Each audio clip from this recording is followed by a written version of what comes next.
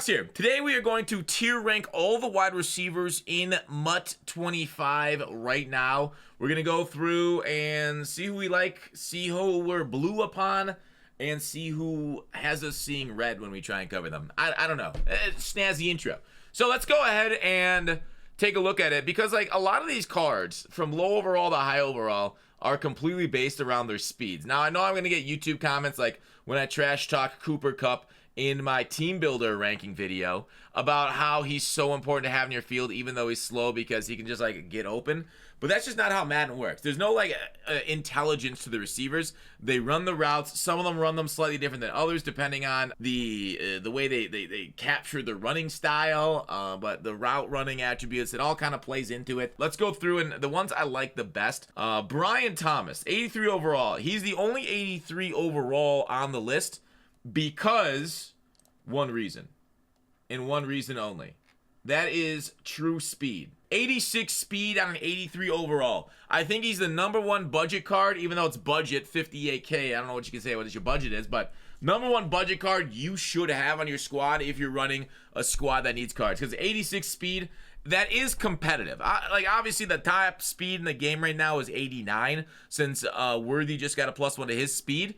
But Brian Thomas, I really think this is a good card, especially because he's 6'3". When you look at that number on the height along with that speed, that's a big body target. That's not a guy that's really going to get like jumped too much by bigger DBs, because he's matched the height of the tallest DBs you really go against, right? The 6'3", Cam Chancellor, Mel Blount, those kinds. So I really like this. I feel like for the price, he's like S tier, but I'm just going to go ahead and give him A tier for the price and return you could get onto him, since he's not like gonna like single-handedly win you games or cause matchup problems for your opponents. All right, so the 84 overalls. We got a couple core elites in Jefferson and Tyreek Hill. Now Tyreek Hill, he is the same speed as Brian Thomas, 1 overall higher, more expensive and shorter. So for that reason, I like you, Tyreek Hill.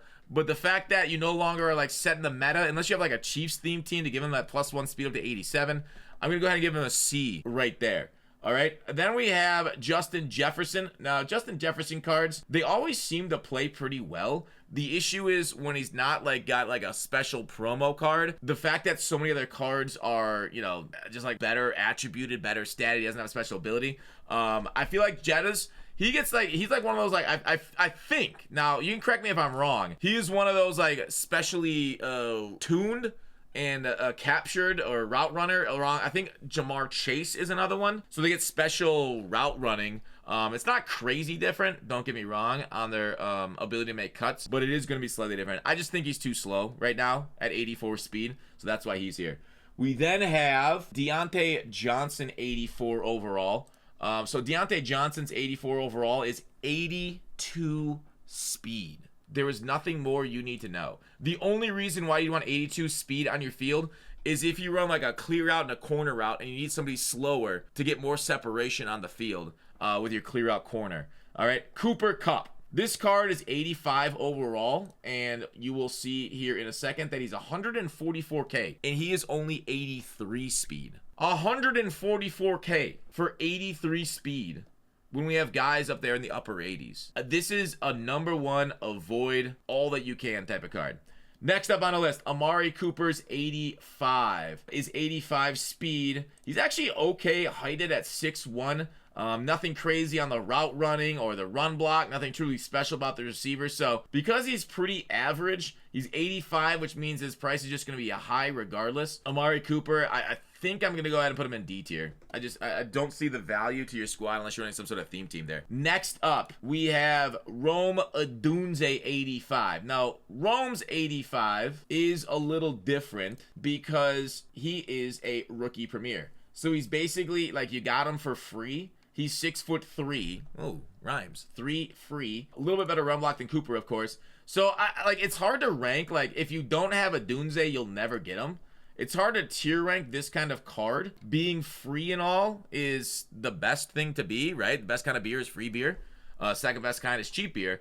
So it's like, what's the point of tier ranking of a card that you either got him or you don't? I'm gonna go ahead and put him at C tier for being 6'3" at 85 versus like 5'10" at 86 speed. Brandon Ayuk's 85 overall card is next. Almost a Steeler. So again, because of the price floor, or I guess like training floor, it's not no longer price floor like EA set the prices. Because of that, Brandon is 84 speed. He's just so expensive for 84 speed. He's also not overly tall. We all know we don't have any really good abilities right now. We got some decent ones, but nothing game-changing in the wide receiver spot. So I think for that, I might go with D tier, but you could even argue he's lower than that. Next on the list, Mike Evans. I like Mike Evans. I really do. He's tall. You can run some like, you know, sideline fades. He can kind of bail you out. 84 speed. There's something about, you know, 6'5", even though he is not a top end speedy guy like Moss or anything, or even Cooper.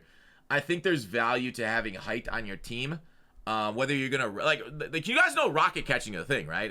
People have been rocket catching since like last year, but this year I know people are against man coverage shit over the top. They're just rocket catching it. So having a 6'5", it's really nice early in the game to have a 6'5" target if that is part of yours. So like Mike Evans, if you run Mike Evans like you run any other receiver in the game trying to beat man coverage, if you're trying to run slants, drags, posts, he's not really gonna get that much separation because of the lack of top end speed. But if you run Mike Evans as like, you know, Jameis Winston, you just throw it up and hope to make a play, he's all right with that as long as you know what you're doing on your sticks. That's a big separator there. Next up, we have Steve Smith, a little bit going the exact opposite direction, right? From 6'5" to, what do they got list them in the game at? 5'9". They do 86 speed on this card though, which is kind of cool. But I feel like, you know, one of the first legends released, I feel like Steve Smith is kind of like gotten a little bit long in the tooth almost as far as a top end meta card. So being as expensive as he is, it's tough. I'm gonna put him in C tier for that reason, even though Steve Smith can still make plays for you without a doubt. Randy Moss up next, 6'4", very top end speed, but a little bit pricey. I think I'm gonna go actually at A tier for Randy Moss. What is Randy Moss's price right now? 200K. Yeah, I think A tier is good enough for Moss. Moss will still get open. 86 speed, it's fine. I like the height, like we talked about. We'll keep him in A tier. It's crazy. I mean, like, maybe you can argue he's worse than Thomas, 1 inch taller, same speed, but significantly more expensive. Hines Ward, this card is free. And there has not been another receiver that has played better for me this entire season than Hines Ward. Like, I will run this guy into hit sticks from, like, Cam Chancellor with Season of Boom strat card activated, and he'll still hang on to the ball. Hines Ward is an animal out there.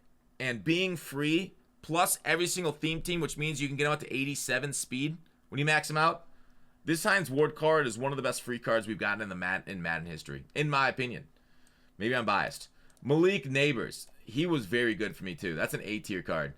You know, I'm almost going to lower him down to B tier for the price, being an 86 overall. So I think that's what I'm going to do, because 86 overalls, what are their prices right now? Neighbors is at 300K for 87 speed stock. I'll keep him at A tier. He is a top end card. Jackson. Now, a lot of these Team of the Week cards, they were a lot better. Like this one, it was a lot better when Team of the Week was active. Right now, Jackson is 86 speed, 222. He's 6'1", which is a fine size. This is like a Jefferson at home. We got Tristan Jackson. So I think, you know, fairly priced, 200K, 86 speed. Tis what it is.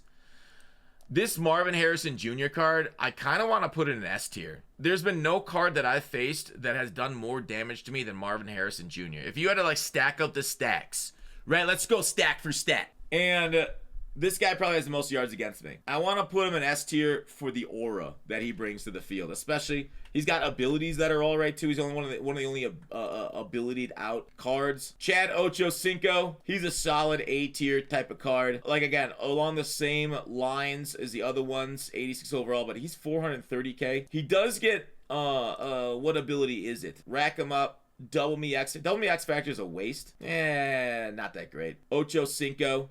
We'll leave him at A tier, though. Nico Collins is 86. Nico, 6'4". You got to win the gauntlet for him.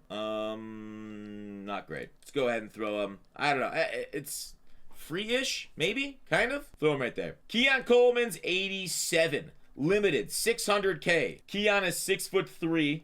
Another big-bodied guy. Nothing too crazy special about the card otherwise with 86 speed. So Keon Coleman, for the price, I feel like a C tier. DJ Moore, another Season of Boom. This one was an LTD. Almost the same as Keon Coleman, just a little shorter, so we'll throw him in C tier also. Velvis, okay, so these cards are very similar. I like Velvis slightly better than McAllister just for the extra height, but like, I feel like 87 and 87 speed on them. McAllister is much more expensive, but he's 5'9". So I think I'm going to go, like, if you have the theme team, Velvis and McAllister are overpowered. If you don't, they're not. But McAllister, in my opinion, is A tier because Velvis is just better. Cheaper, taller, same speed. So Velvis is the #1 target there. And the last card is Xavier Worthy. Fastest card in the game by 2. This is the best receiver in the game, S tier, and it's not close. And lastly, we'll get to the newly released Reggie Wayne card, 86 speed. This is like overpriced trash. There are so many cards higher on this list. Free Hines Ward gets faster speed with any theme team in the game. 83 overall. Like I talked about, I love this Brian Thomas. Like first card we talked about. Same speed, taller. And there's nothing that Reggie Wayne does as far as like ability route running that I find special whatsoever. Obviously, you can activate route and slot apprentice, that kind of stuff on him, but like it takes activation feature, and it's just not worth it in my opinion versus the better abilities on offense. So he's F tier. Even though he's not like crazy overpriced for 87, I just don't think it's worth it for your squad versus what else is on this list. That is it. That is the tier ranking for wide receivers. Hopefully you guys enjoyed it. If you didn't, still smash the like button because you've already committed this far and you might as well commit further to the hate watch. Bye.